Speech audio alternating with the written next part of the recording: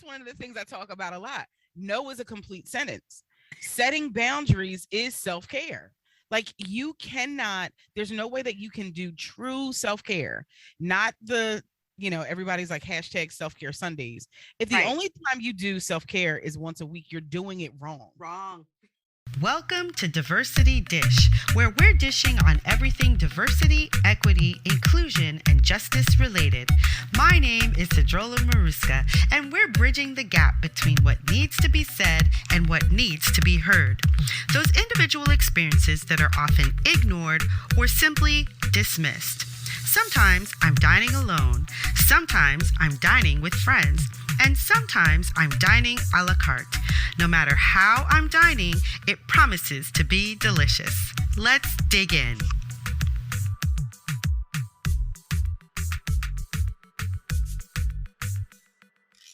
Dr. Tiffany M. Jenkins, lovingly called Dr. J, is a New Jersey-based licensed professional counselor with over 20 years of experience in the behavioral health field. Dr. J owns and operates Awakening Change LLC, where she helps her clients to develop and implement self-care strategies to reduce stress and avoid burnout. She's a sought-after public speaker and workshop facilitator, author, and experienced clinical supervisor. When not in the public spotlight, she enjoys spending time with her husband and 2 sons. Welcome back. So glad you could join us. And joining me today is Dr. Tiffany Jenkins. Hello, Dr. J. That's what they call you, Hello. right? Yes, yes. I love that. It's so good to have you here. How are you? Thank you so much for having me. I am phenomenal today. I love that answer. That's awesome. We should all be feeling phenomenal when we are, 6 feet above ground and not below. Yes, yes. We need to capitalize on more of those moments. Yes. Absolutely. So we're going to talk about some really great things today. We're going to talk about self-care. We're going to talk about Black women. We're going to get into it. But before we do all of that, I want you to tell us, what is it that you're passionate about? And I have a feeling it's tied into everything we're going to talk about. So go ahead. It literally is. I am very, very passionate about self-care, particularly self-care for Black women. And that passion is because, one, I am a Black woman, and I've had some struggles in managing my professional life and having that. I don't call it work-life balance anymore because I think that's a myth, but finding my rhythm in work and in life and in just, being all the things that I have to be to myself and to those that I care about. And I started realizing in my practice that 98% of my practice now is professional Black women. And the majority of them were coming with what clinically could be diagnosed as anxiety or depression, but they really didn't have the language to call it that. And when we really got to the heart of it, it was that they weren't making time for themselves to take care of their needs first. Sometimes it was something as simple as getting enough sleep or eating balanced meals or drinking enough water. But on the other extreme of that, there were also folks who couldn't tell me the last time that anything in their schedule was something that they actually enjoyed doing. Wow. And when I first mentioned the idea of self-care, a lot of people were like, well, I don't have the money to go on a spa day or get a mani-pedi or whatever. And I'm like, but that's grooming. That's not really self-care.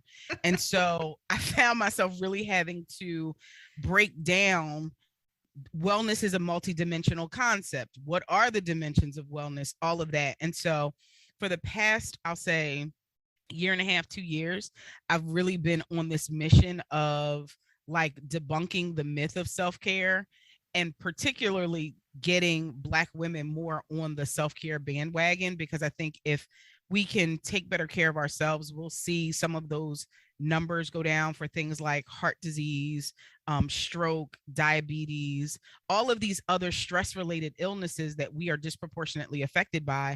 I think we can really start to get a handle on if we just start with carving out some regular time for ourselves. So that's kind of that's my passion. That's me at this point.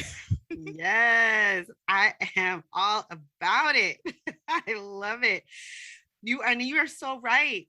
We have we have a lot of stressors on us, even outside of the things that we do, right? Yes. Just socially, we have a lot of stressors on us. So then when we add the stressors of family and the stresses of work and the stresses of being a woman, yes, let alone a Black woman, all those things can really create a powder keg of sorts. And so, yeah, I've been a big advocate of self-care, especially after cancer. So AC in my life, because I realized at that point in time, when I had to slow down and I had to give myself space, I needed to take naps, drink water, eat food, just take care. And ever since then, I'm a very big proponent of not I have to, but do I want to? Yes, yes, yes. And that's one of the things I talk about a lot. No is a complete sentence. Setting boundaries is self-care. Like you cannot, there's no way that you can do true self-care, not the, everybody's like hashtag self-care Sundays. If the only time you do self-care is once a week, you're doing it wrong. Wrong. Sorry, hate to say that. You would not wait all week to eat. You would not wait all week to go to the bathroom. I would hope that you wouldn't wait all week to bathe. Like there are certain things that we know we need to do every day. Yes. And somehow self-care doesn't get in that mix. Self-care doesn't become one of them. And if we learn to say no, because, and I told this to one of my clients and she was like, you need to write that on a t-shirt. I said, make sure that when you're saying yes to someone else, you're not really saying no to yourself. Yes. Hey, thanks for listening.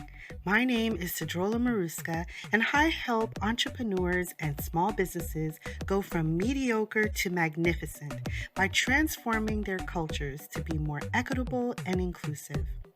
To find out how we can work together, go to diversitydish.com, where you'll find my consulting, coaching, and speaker information. diversitydish.com. I look forward to working with you. Because somebody's going to get the short end of this stick. Why is it always you? Yes. We got to change that. So no is a complete sentence. It's not a dirty word. It's probably one of the best words in the English language. Okay. Just no explanation needed. No. And like you said, it's not, do I have to? It's, do I want to? And if we start filling our lives with more of the things that make us feel complete and fulfilled and living on purpose, then we can, navigate a little bit easier. We can make better choices and we don't have to sacrifice ourselves in the process. Absolutely. Absolutely. Yes. No is a complete sentence. And I realize that as women, especially, we always feel like we have to qualify that no. No, because. Yeah. But men don't do that. Ever. They just say no. And leave you wondering. The world does not fall apart. It's okay. Yes. Yes. So we have to learn to do that and say no. And I've had to learn to do that in the last few years, where if I'm writing an email, I'm saying I cannot do, and not saying I'm sorry. Okay. Yes. We're often apologizing just for being who we are, just because we have a life and things to do. It's saying this is not going to work for me at this time. And not feeling like I have to put a whole explanation after it. Nope. Ooh, it's a lesson. It's hard. It is. And that's why if self-care feels good, again, you're probably not doing it right. I think you're missing some things, right? Because growth, as much as it's a beautiful process, it can be a very painful process. Yes. And setting these boundaries and learning to say no, because we have been socialized as women in general, but particularly as Black women, to believe that other people's care, concern, safety is solely our responsibility. Say And that again. it's not. We're not responsible for everybody else. We cannot continue to set ourselves on fire just to keep other people warm. It's not a sustainable strategy, is the way that I like to say it. And so, particularly for Black women, when we look back, we can see this pattern. At one point, it was the only way to survive, right? That stuffing down of your emotions, that self-silencing, that, being the caretaker, all of those things were part of what got us through those slavery, the period after with Reconstruction.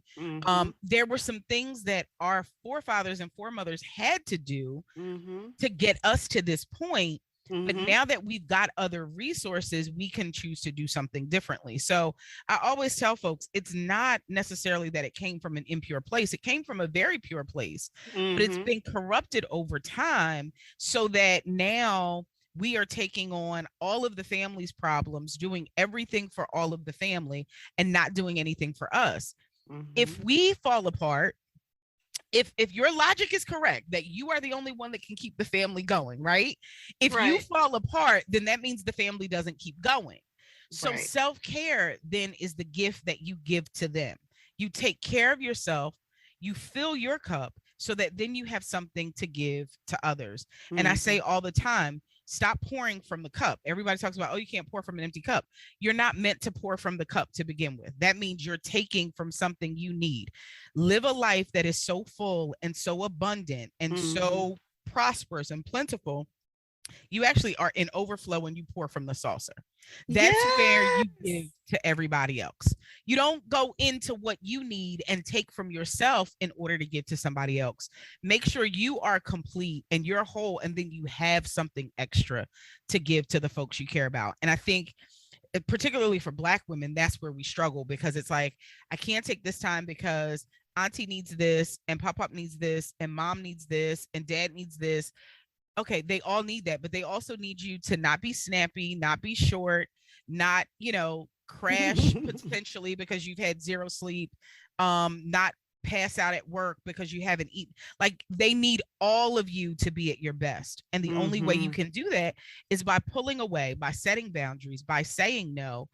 And they'll get used to it, because we teach people how to treat us. So if you teach them that there's a new way, they'll adapt, they'll adjust. It might take them a little bit, but they'll get it after a while. So, well, just like you will have to adjust to creating those boundaries, they will adjust to working within those boundaries. Absolutely. I love that so much, that you said you do from the overflow. You're so full that it's the overflow that flows out to those that you love and those that you want to help. And so you're not depleting yourself because you're full. Oh, you're still full. And I love that. That is so perfect. Because that's when we're our best selves, when we're full, when you've had enough sleep, when you've had enough to eat, when you're perfectly hydrated, when you had your quiet time, when everything is settled. That's when you're your best, not when you're running on empty and trying to make it work. And like, you're not, no, we're not gonna do that. No. Right. We're not gonna do that. Not at all. No, absolutely not. Yes, I agree so wholeheartedly with that, because I've set boundaries now that I would have never thought to set before cancer. No, right now I do not. I very rarely, let's say very, very rarely, to almost never respond to emails after 4:30, 5 if you're lucky. I have 2 days of the week that I have blocked off so that they are internal days where if I need time, that's my time. 3 days, I'm on. On. I've got meetings, I've got this, I've got that. I'm doing all the work. The other 2 days, I do the work, but if I'm like, today, I just don't have it, I don't have it. And I go and I binge watch something, I'll go do something else. But I give myself that space. Yep. Because I realize that if I'm not working, if all my cylinders are not firing, I'm miserable. I make other people miserable. Yep. And that's not the goal. The goal is to be good, be okay, so that other people come into your aura and they go, oh, why do I feel so good whenever you're around? Yes. Right? Yes. It's like, well, there's just something about you. Yes. And it's funny. The funny thing is, those same people who enjoy that about you will be the ones who make the biggest stink when you tell them no. Yeah. And it's like, do you realize this is why you like being around me? Because sometimes I say no. And you have to respect my no the same way you honor my yes. If this is going to work. And if not, you'll find yourself outside the bubble and I'll be in my bubble, just kind of sipping my coffee and living happily ever after. Happy overflowing to those who are willing to live within the boundaries. Yes. It's funny because some of the folks, and I had this happen to me recently, like within the last couple of weeks, where someone was like, you always do this stuff. You've got this going on. You've got that going on. And when I told her I couldn't participate in a project that got rescheduled, she tried to put my name in for some things anyway. And I said, no, I agreed to do it on this day. You couldn't do it on this day. My schedule is now full. I can't do it this day. And then I ended up circling back and said, I could probably do it, but I'm not going to, because I'm not going to stress myself out and overwhelm myself. And there were like crickets. And then some steps were made and I had to, say it a little louder. And that's when I said, I need you to honor my no the same way you respect my yes. Like, and it got the point across. It was a little tense. And sometimes with these boundaries, this whole, living this balanced self-care life, you might have to speak a little louder than you want to, but the point get across. It'll get across. Yes. I think that a lot of what's happened, especially to us as Black women through the years, is that we've taken on the trope that people have put on us of that strong Black woman who doesn't need any help, who can do it all, who can carry basically the whole country on her back, everybody, and still be okay. And we have to let that go. We have to relax that and say, no. I hurt just like you. I get angry just like you. I get frustrated. I have anxiety. I have all the same things as you because I am human. And because I have all those same things, I need to take care of me. In that same vein to make sure that I'm okay and not just that you're okay. Right. And I think we as Black women have to do a better job of creating safe spaces for other Black women to unpack that. Right. I know one of the reasons why my practice is 98% African-American professional females is because they felt comfortable coming and unpacking that with somebody who looked like them. And I'm really grateful that over the past 2 years or so, there has been more attention and more support being given to Black mental health. We've got therapy for Black girls. We've got therapy for Black men. We've got TheraTribe. We've got clinicians of color. We've got all of these great directories that are focused on making sure that folks who look like me have access to a clinician who looks like me. And that's amazing. And we've got to utilize those. We have the benefits. If you are a working person, I cannot say this enough. I'm still shocked in 2022 how many people don't realize what their health insurance covers. You have access to a therapist. Even if you don't have the best plan, we'll say, your employer probably has something called an EAP, Employee Assistance Program, that you can access, and your employer will pay for 5, 10, 12 different programs have different numbers, but they will pay for sessions with a therapist that you don't have to come out of pocket for. Yeah. So you have that available to you. You have community mental health. There are all of these great resources that are at our disposal that I think for so long we didn't know existed. And we thought, oh, that's just for those folks do therapy. We don't do therapy. We go to church. We go to masjid. We go, we just kind of tuck it over here and we pray about it in silence. And then no, we need you can have Jesus and a therapist. You can have Allah and a therapist. Thank you. And a therapist. Like it's all part and parcel.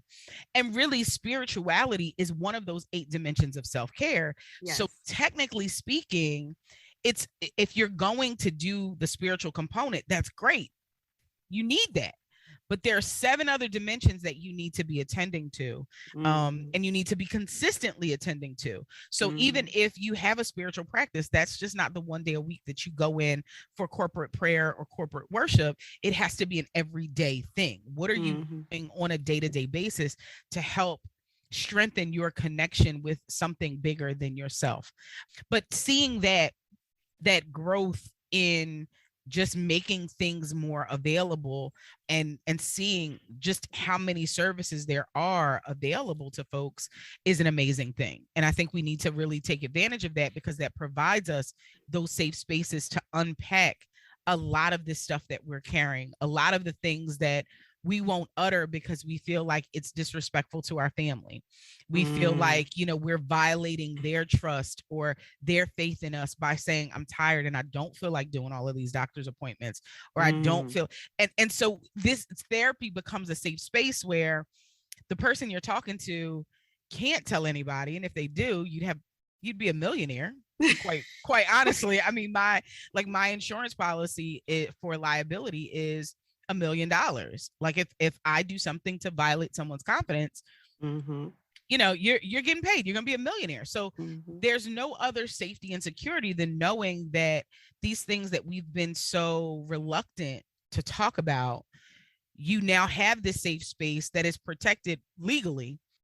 That if that isn't a motivator to like kind of get some help, I'm lost. I don't know. I don't know. So you could be a millionaire if somebody tells all the stuff. You can't say that about your best friend.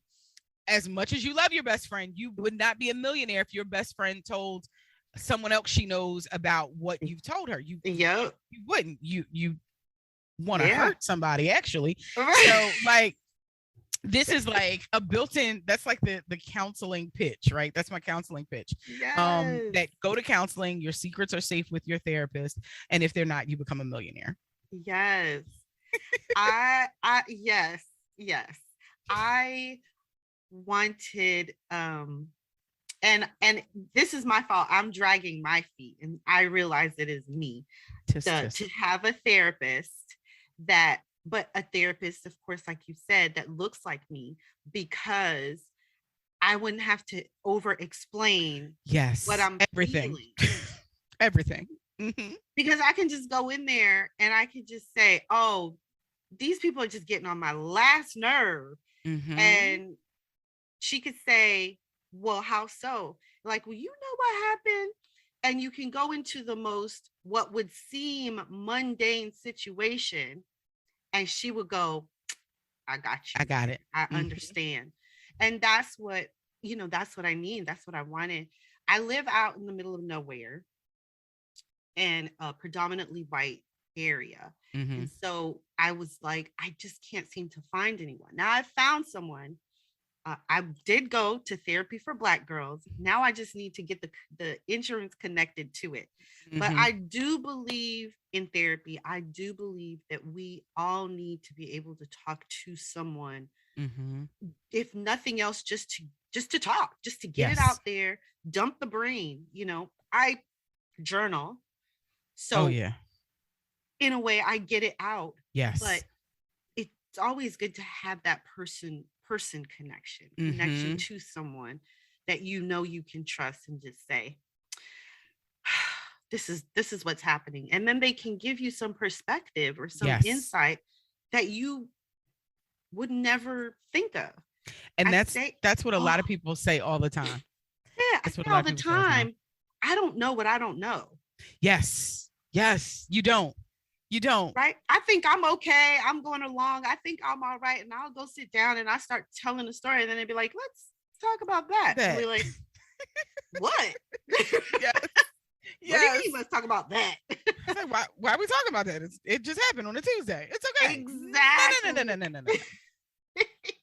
Is this how every Tuesday goes? Yeah. Okay. Well, we gotta talk about that. We gotta talk about that. We gotta change the Tuesday pattern because there's something about your Tuesday that's not quite as healthy as it could be. Yeah.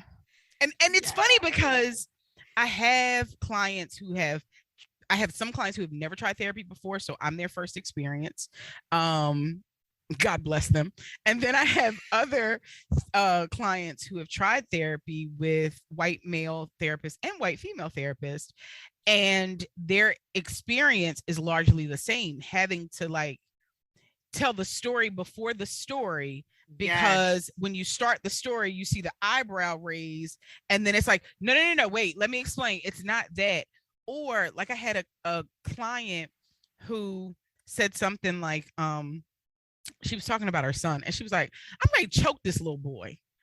And I just started laughing. I was like, why would you, like, what do you do now? Right. And we go in conversation because we have established a relationship where I know that's a euphemism. You are not going to put your hands on your child in that way. I know that because I've established this relationship with you.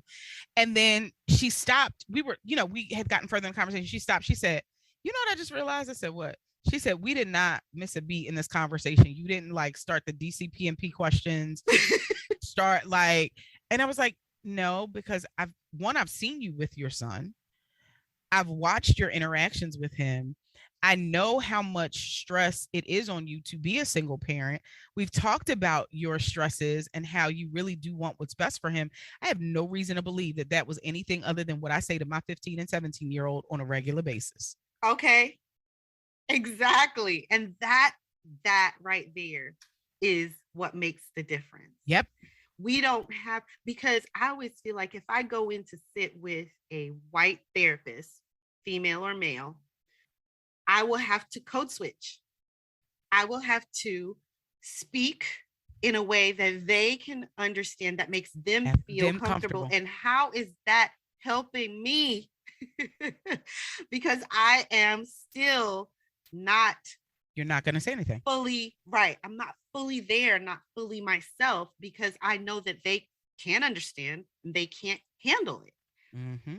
So it's really important. I think I want more people to be therapists, more Black women, more Black men to be therapists, because the community needs you. They do. And there's a shortage of therapists, period.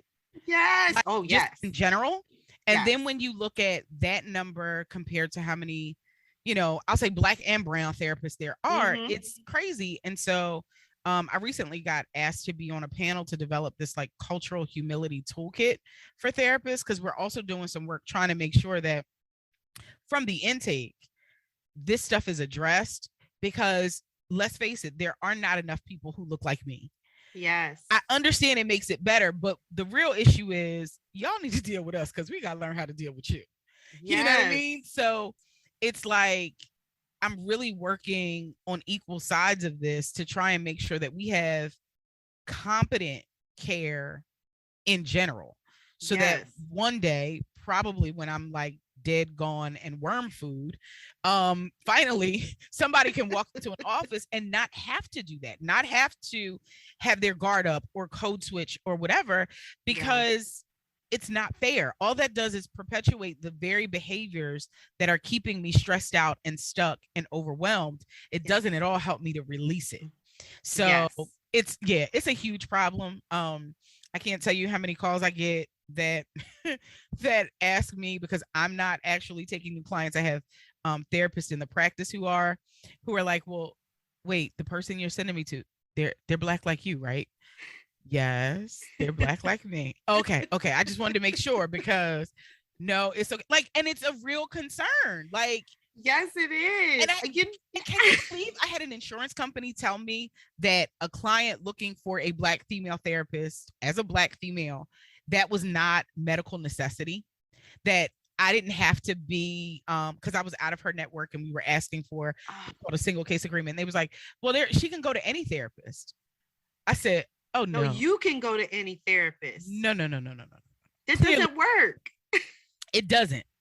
And it was in that moment that I had to like take a couple deep breaths and then explain to him, no, there are some very significant cultural issues.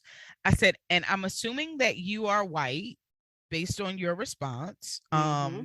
I said, you are part of the dominant culture. And so it is very easy for you to go anywhere and fit in anywhere. But there are specific issues that are very difficult to unpack, specifically racialized issues of racialized trauma that, you know, and he was like, hold on, I'm gonna transfer you. He got off the phone so quick. It was so funny. But yeah, this is a real thing. And I wish I had a magic wand and could like just multiply the number of competent Black therapists that there are so that everybody has their own person. Yes. I gotta get on that. I gotta get on that magic. You gotta go find that wand. I gotta go find that wand somewhere. One up. It's gotta be here somewhere. Yeah, it's gotta be here somewhere. I mean, Black therapists and Black academics are just like needles in very, very, very huge haystacks. You know, while I was doing my search, I called one office and I asked for a specific therapist, and I didn't know the therapist's race. So when the person got on the phone, I said, can I just, and in my head, I'm like, oh, should I do it? Should I do it? Yes, you should. I gotta do it. So I said, are they Black? And he was like, no. I was like, okay, we'll just have them call me back anyway. The lady called me back so quick and she was like, I understand why you asked that question. She was Hispanic. I understand why you asked that question.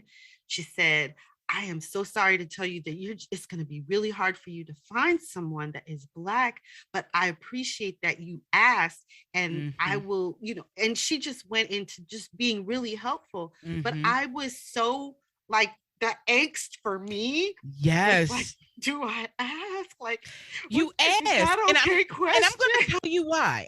I literally just had this conversation with a group that I was presenting to the end of last month.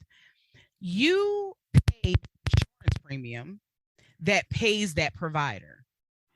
They work for you. And so you would not go into whatever your favorite clothing store is. You would not go in and settle for something that was 3 sizes too small if you were paying for it. Right. You'd be like, no, I'm not. If they tell you, okay, I know you're a large, but we only have extra small, so here you go, you got to take this. You'd be like, no, my money is paying for it. Why would I take that knowing that that's not a fit for me? Right. We have to advocate the same way for ourselves when it comes to our healthcare professionals, right? And this is behavioral health and physical health. If you are a person of color and you understand that because of social determinants of health, you are more likely to connect with someone who looks like you from a medical perspective, then ask for that.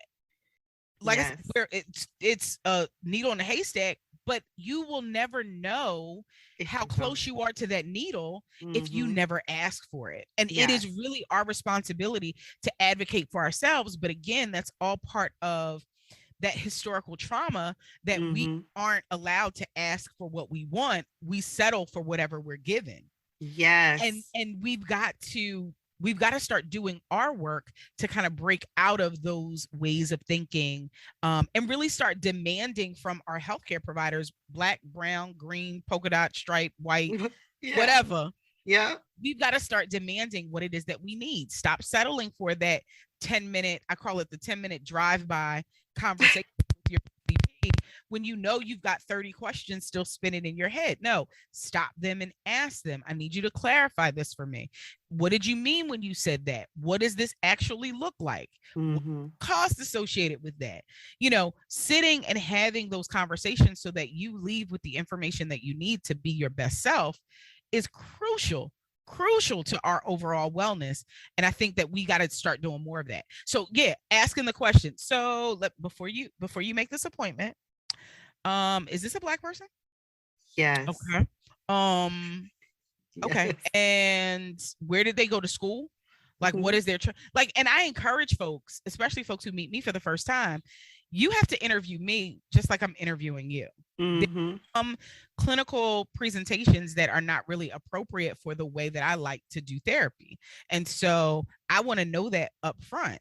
But I also need you to ask me questions. And when people say, no, I don't have any questions, okay, we're going to sit here for a couple minutes. I want you to think about it.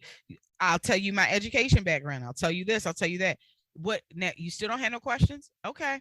So this is what we're going to do. You take some time to think about it before you schedule your next appointment. And if you still have questions, because we got to get out of this. I gotta, because you're sitting in front of me and you're the expert, whatever that means, then you get to dictate to me what is best for me. That's not accurate. And it's not even really good care, but that's a whole other soapbox for me to get on. But no, you have the right to demand the care that works for you. Yes. Yes, yes, yes. And yes again. We have that right. And we have to hear it often. We have to hear that. Yes. Often we have to internalize that permission. Yes. Because for so long we've internalized not having permission to ask for what we want. Yep. Right. Even growing up, sometimes it's just like you just don't have the permission to ask. And so you're used to that. And whereas the difference is that little white kids are not socialized in that way. Not at all. They are not socialized to think that they do not have the right to ask for something, that they do not have the right to something. And so they just go around like everything belongs to me. Absolutely. And we go around like, is it okay? Okay. Is it okay? And when we talk about that trauma that comes down, that's part of it. Yes, it is. Is it okay? Is it okay? Is it okay for me to feel like I need a therapist? Is it okay for me to feel like I need help in some way? Or should I just suck it up? It is the trauma that comes down. And it comes down in the same way. And so, yes, I'm yeah. Okay, we're done. No, I'm just kidding. No, that historical trauma shows up in so many different ways. Dr. Joy DeGroy calls it post-traumatic slave syndrome. And there are so many roots that spring from that same tree, that connect to that same tree. And there's a lot, like you said, that asking permission to be is really at the heart of all of it. Like, am I, like, just the Crown Act, for example, that you have to have a law that says that it's okay for me to wear my locks in a public place and it not be considered unprofessional. It's, and folks who don't have those issues don't see that as trauma. No, it's traumatizing, because you're telling me I got to get something like my scalp fried and sizzled and all of that in order to be presentable for you, like not going out in the rain because can't go out when it's humid, you can't go swimming, like all this other stuff just to make you feel comfortable. And this history of centering white comfort is traumatizing for people who are not part of that group. And so having safe spaces where you can unpack that without, one client told me that a white therapist she had before was like, okay, now not everything is connected to race. I said, and that would have been when I grabbed my bag and under my arm. I'll see you later. We're not connecting here. We're not, right? No. Like, but it is, especially a lot of what Black folks in the workplace have experienced since 2020, right? And I see a lot of people who had a lot of anxiety around returning to office spaces and putting themselves back in those hostile work environments. We don't want to call them that, but that's what they are. You know what I mean? When you could be at home, and I have some folks who were, you know, one of my very, very dear folks who are really close to me, one of my mentors recently had, I can't even call it microaggression anymore, because even on like on a virtual screen, on through a Zoom meeting, there were some comments made, there were some faces given, and she's got a whole doctorate, like a whole doctorate. And they had a problem in addressing her by doctor. Well, why? Like, yeah, why? Why? What? What do you mean why? Do you know how much blood, sweat, and tears went into this? And because that is my professional title. That's right. And like things like that really at the heart of it are around centering white comfort, because most of the people she was in a room with might have had maybe like a bachelor's degree, and they were all white women. Mm-hmm. So why do I have to show deference to this Black woman with big hair? She is the bomb.com. Coming in telling me all these things. Like, eventually it kind of came out that was really the problem, because she's like a dog on a bone. She's not gonna let you get away with too much. But it's like, this is why we need to have discussions of race when we're talking about why you hate your job. This is why we need to talk about how race informed how you even decide to show up in professional spaces. This is what, like, it's all connected. Like, we can't stop talking about it, because y'all won't stop making it the issue. If you stop making it the issue, I'll stop talking about it. Yes. That is so funny that you said that, because that is a podcast episode that I'm writing right now. But yes, everybody wants to stop talking about race, which is, we all know is a social construct. Yes, we understand race is a social construct, and everybody wants to stop talking about race. But putting in that social construct created racism. And racism is baked in and has rooted into everything. So until you can uproot racism, we're going to keep talking about race. We have to. Because everything within the racist system is informed by race. Yep. And so if we stop talking about race, we're going to ignore this racist system, and we're all going to find our little spaces. And that is not acceptable, because that is moving backwards. That is not growth. That is not getting to our highest and greatest ideals. Yep. So everything is about race. I tell people all the time, you pull one string, tell me one thing that someone has told you is a problem. I will show you how it's about race, and how it came down from this construct of race that was implemented, and how it is, implemented today. It's all connected. It's all there. You can't. You're right. It's, you pull that string and the whole sweater comes apart. Yep, because it's all of it.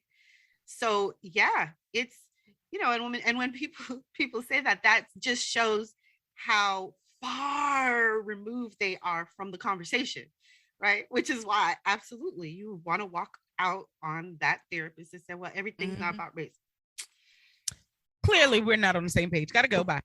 And I even had people, when I wrote the book, they were like, why does it say a Black woman's guide? Like, why can't it be every woman's guide? And I said, I don't have every woman's experience. That's right. I'm a Black woman in America. I know the issues and challenges that are uniquely connected to my identification as a Black woman. I know the issues and challenges that are uniquely connected to my clients, my mother, my grandmother, my mother-in-law. Like, I know these things, my sisters, like, I know what we go through, because we sit down and talk about it. But we don't really talk about it. Like, they know if they talk to me about something, I'll be like, okay, so did you get some sleep? Did you drink some water? No, you need to leave that alone. They already know. But it's like, in most spaces, you don't have that, Right. And I am very, very fortunate in that I have a circle that I have a ton of Black academics in my circle. I know for Black women with PhDs outside of me, and it's so bomb. Conversations are just so bomb, and I mean like PhDs in like geochemistry, bioanthropology. One has a doctorate in social work. So like we can vibe, like we can do it all. We can go hang out, and then we can, dissect some things, and we can talk research and all that other kind of stuff. And I realize everybody doesn't have that space. I also have a lot of really great therapist friends, and we talk about, challenges of therapists and Black folks just in general. Mm-hmm. And so I have those spaces. So these are conversations that are very native to me, mm-hmm. And so when people are like, well, it says Black women. Yeah. And this is your book called Reclaiming My Time, A Black Woman's Guide to Self-Care. Yes, ma'am. And we're going to link that in the show notes, but I just wanted to make sure that we had the title in here so people know exactly what they're looking for. Thank you. And yes. And the thing is, like you said, a Black woman's experience is different. It's like when that reporter, this white reporter, asked Toni Morrison when she's gonna put white people in her writing, and she poor baby. You would not ask a white writer when they're gonna put Black people in their writing. So why would you ask me? When am I gonna do that? No, I'm going to write from what I know, from where I have the best vantage point to help you understand how this works for me. And you know what? Anything that says a Black woman's guide, I think a white woman should read it, because it would help open their eyes to things that they are not even close to being privy to. See, now you getting ready to go on a whole other tangent. Because we do.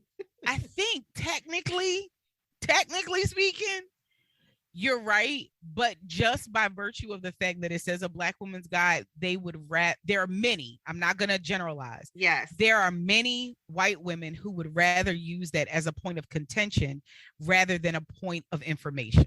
Yes. And I think that's the problem. That if you would have the forethought to say, let me see what it is about this that could help me deepen my experience. And truth be told, anybody can pick up this book, man, woman, white, Black, whatever, and really have some strategies to implement. But the reasoning that I give for it is particular to Black women because of our history of self-silencing. If a white woman were to pick this up and read about the history of self-silencing, I would hope that she would walk away with a deeper commitment to then asking more pointed questions, to being a safe space for a Black woman to share about her struggles and things like that. But that's rarely the way it happens. It's usually well, where's the white woman's guide to self-care? Yes. Go write it. Go write it over and over and over and over again. It's okay, but that's not what I'm doing here. It's you can choose to engage and be informed, or you can choose to stand on the outside and be oppositional. Yes. The choice is yours. Like, I don't have to explicitly say that this is this or this is that.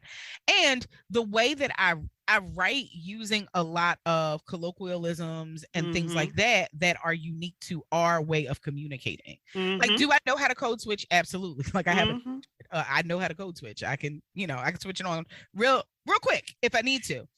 But that doesn't endear me to anyone. Right. This is not helping. This is not that, I need to be, and I often use the example because I'm a church baby.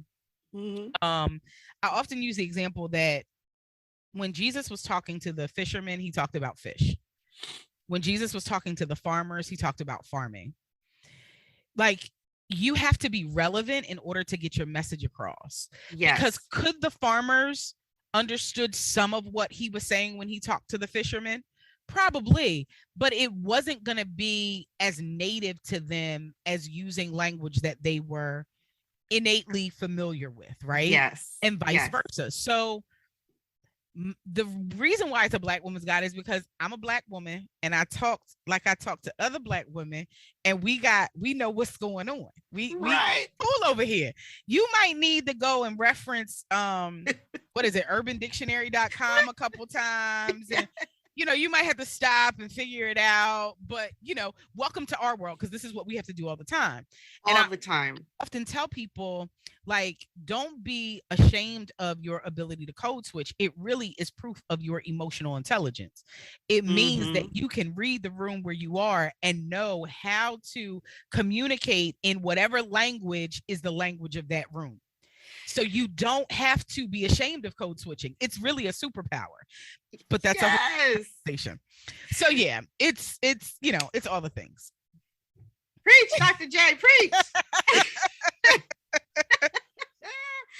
Yes, it is so true. Read the room. Read the room. We as Black Americans, and I happen to be Black American, Haitian American.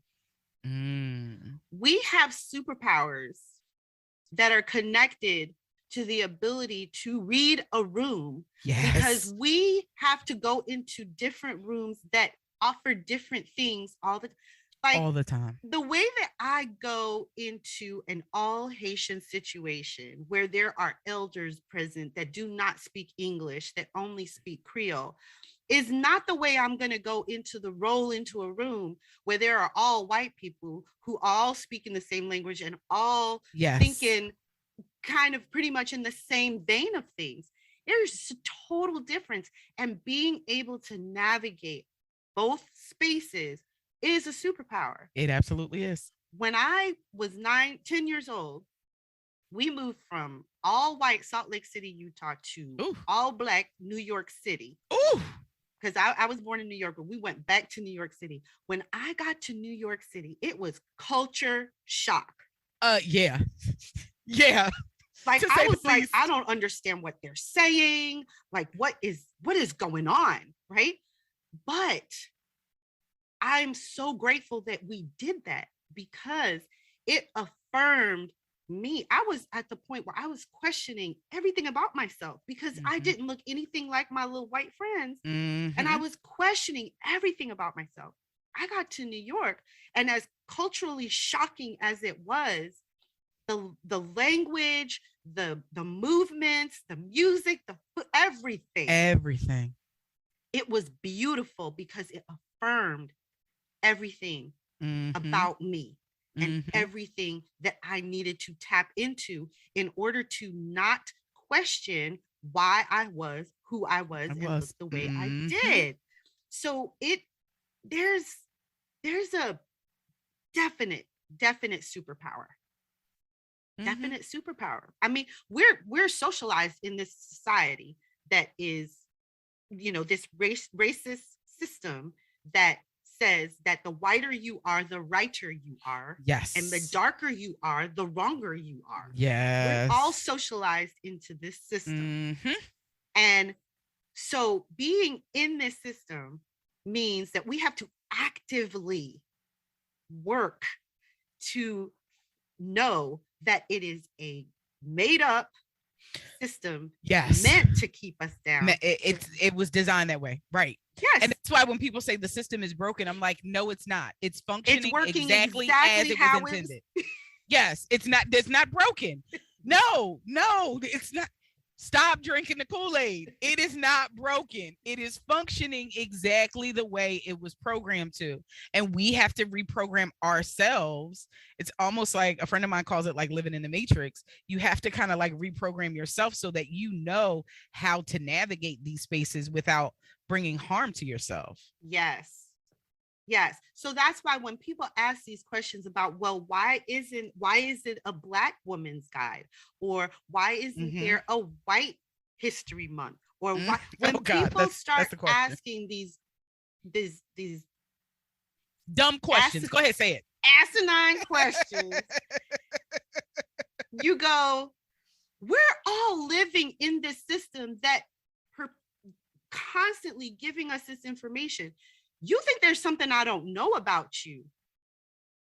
because you don't know a lot about me. But it's not true. I know more about you than I care. Mm-hmm. And you don't know anything about me because it's not put in front of you and you're not willing to seek it out. Mm-hmm. Mm-hmm. So don't ask me why it says a Black woman's guide. Read it and find out. Mm-hmm. Yep. Read it. And I think it was James Baldwin that he said that so eloquently, that everything is white, like, mm-hmm. by default. And so don't ask me why I'm doing this for me, because I need to see me. I've learned enough about you. I've seen enough about you. I have to, if I'm going to make it, if I'm going to make a living, if I'm going to be successful, I have to. You don't have to know nothing about me. And that's a little bit of a problem. Yes. You know? So yes. Yeah, I think that's why. And it seems that kind of conversation seems to surface every February. It does, doesn't it? Like, without fail, like, that's the time for this conversation to come up. Well, why does it have to be? What? Yeah, because and it's the shortest month of the year. Like, you're doing anything. You could have come up to 30 days. No, you said, you know what? What's the least we could do in typical white supremacist fashion? What is the least we can do to shut y'all up? You know what? February, it's yours. Take February, right? It's so funny. It's amazing. Oh, right. Yes. So it's just, when I hear these things, these are the things that you don't argue about. You're just gonna go, okay, I got you. That's one of those 2 + 2 = 5 conversations. Yep, because you carried the one. Got you. All right, thanks. And you just going about your business. Like, it's not worth it. Because we are creating boundaries. Yes. And protecting our space. Yes. And our psyche and ourselves. And we are taking care of ourselves. So therefore, there are some conversations that you would be hard pressed to engage me in, even as a D and EID professional. Mm-hmm. Equity, inclusion, diversity. Because when you ask a certain question, I go, that says everything. We got to go back to the basics. And I don't know. Not today. Keep it moving. Mm-hmm. So, yeah, I mean, it's so important what you do. I appreciate you so much. And I don't know if we put it out there, but you are Dr. J because you are a therapist. I want to make sure that people understood that, because we talked around it a lot, but I want them to understand that. And of course, it's going to be in the show notes, but it's so important. And if anybody is out there who's thinking about becoming a therapist who is of color, please do. And my audience, I believe, is made up of a lot of small businesses, and I want them to understand the anxiety that people have going back into workplaces that they're not safe, them, that just don't accommodate them. And I say all the time, I'm like, when workplaces were devised in, whatever time, they were devised for white men. Yes, they were. Not even white women were in the workplace. Yes. Right? Yes. White women went into the workplace. They might have given you a bathroom, but that was about all the accommodations they gave you. Then you had people of color, Black people coming into the workforce, and they still did not adjust for us. Mm-mm. They gave us a bathroom and they said, you need to conform, which is why when anyone says, well, that's not professional, or you don't look professional, I'm like, who is the judge? Who is the professional? Yep. Who's judging professional? Because if that tells you everything you need to know. Yep. Think about it. If you think about who's judging professional, then you're assimilating. You're needing to assimilate to that person's idea of professional. Mm-hmm. And somebody could walk up on you and look not professional and drop real knowledge, and then all of a sudden you're like, oh, well, he's an anomaly. No. People who do not look like you expect them to look do amazing things all the time. All the time. Open your mind. Yes. So that's it. We're the sleepers. Dr. J, I think that we have gone to church and back today. That's a good thing. Yes, I so appreciate you. But before we shut this down, I have to ask you my final question. Okay. And that is, what is your favorite dish? No, you've been thinking about it the whole I told time. you I've been thinking about this question because I just like food. But I think right now I would say my favorite dish is a grass-fed New York strip, medium well, baked sweet potato, and garlic asparagus. Oh, we need to do that together. That's That my sounds thing. so good. That's what I'm going for. I'm like, okay, favorite meal. What's giving me all the feels? Yeah. I'm definitely a steak girl. I could not be a vegetarian because of bacon and steak. Like I couldn't give those up. I love it. Thank you so much for being here. I'm going to link all your links in the show notes. But I so appreciate you taking the time to have this very enlightening conversation with me today. Thank you so much for having me. I appreciate it. Hey, did you enjoy that episode? If so, please leave a review. It would mean the world, but only if it's a good one and you really did enjoy it. In which case, it would be awesome if you help support my work over at patreon.com/Sedruola Maruska. And finally, before you go, don't forget diversitydish.com. I'd love to work with you. See you soon.